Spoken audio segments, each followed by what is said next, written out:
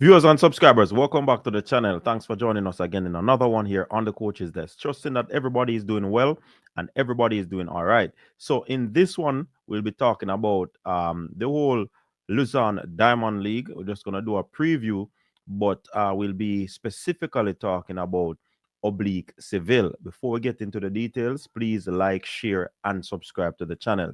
Now, several athletes were billed, especially in the 100 meters for men for this Luzon Diamond League.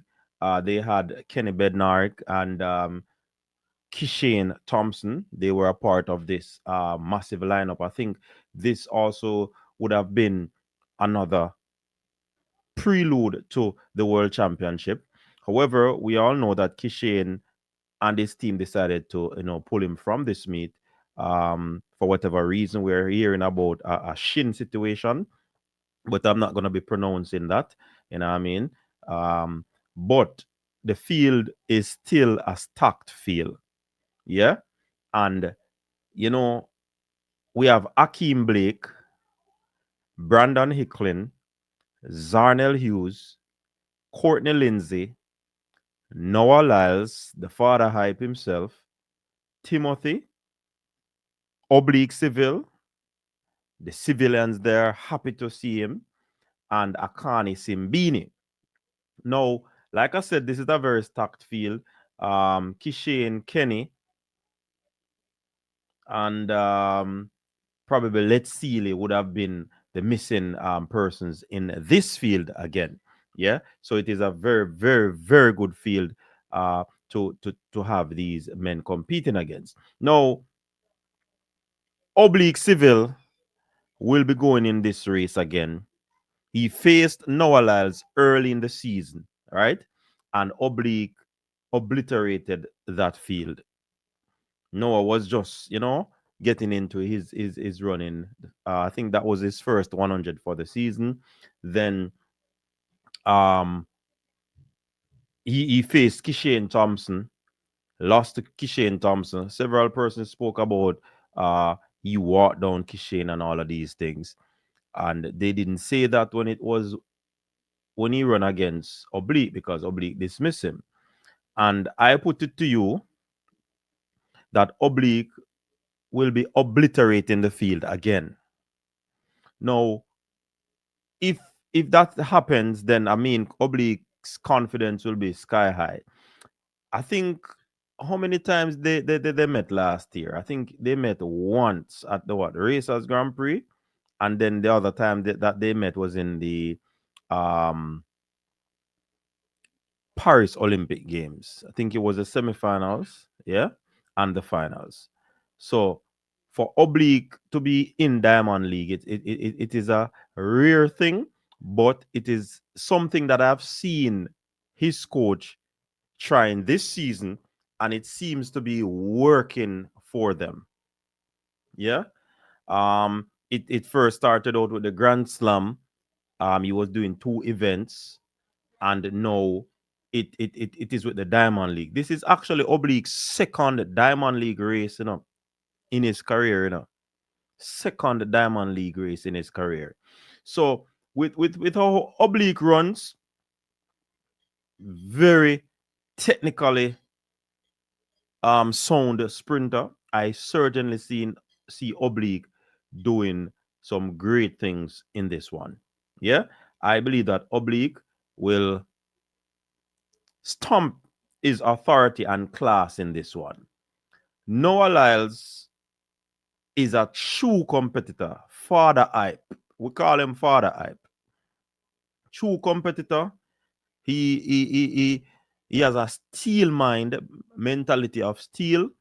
Therefore, I believe he would have, probably go back to the drawing board and try as best as possible to come out on top because it sounds as if he's talking like the next race that he runs, which is going to be in Lausanne, he's going to explode. He's going to run fast. But for some reason, he forgot that he has Oblique to deal with. Yeah. And that such is the confidence of a Noah Lyles. Noah Lyles is very confident. It doesn't matter who.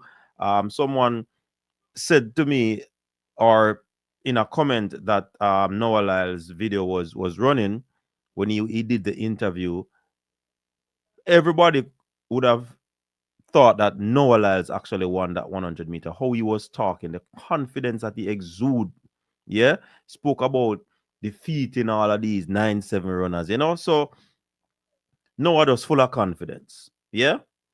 I mean, Zarnell Hughes, as I've always said, he's hot and cold. You don't know which Zarnell Hughes will turn up because this man has a PB of 983. So you don't know which Zarnell Hughes will show up, right? Courtney Lindsay run 982 over in Oregon. He was 10 seconds the last time he run. You know what I mean? Simbini, early season was flattering. Persons were even giving him the gold medal, but all boils down to reality. And I will say it again.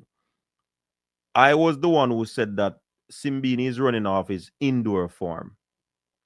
And as soon as he goes back to the drawing board and goes back in training, he's gonna be loaded.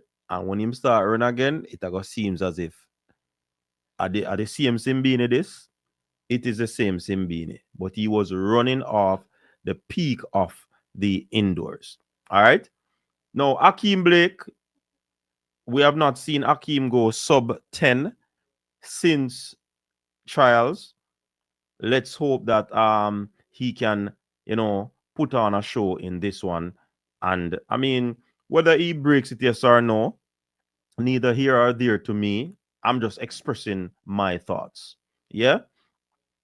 But Oblique will give us something special in his second 100 meters. And you see, we will continue to speak confidently of our Jamaican athletes. And I don't care who you are, what you want to say, I'm going to be bigging up my Jamaican athletes. Win, lose, or draw. See? And I think I'm a very objective individual when it comes on to this sport, you know, and my thoughts that I share. I don't badmouth athletes, I don't bash athletes. So when some persons are coming with that notion that, you know, we badmouth athletes over here, just scroll on. Yeah, man. Just do that. It is as simple as that. Now, when we look at the 200, let's move on from that. 400-meter hurdles for men, no Jamaican will be competing in that one. No Jamaican in the 800 meters. In the women's hurdles, Akira Nugent and Megan Tapper will be showing up again against Toby Amerson, Kenny Harrison, Alasia Johnson, Kambunji, Masai Russell again, and Nadine Visser.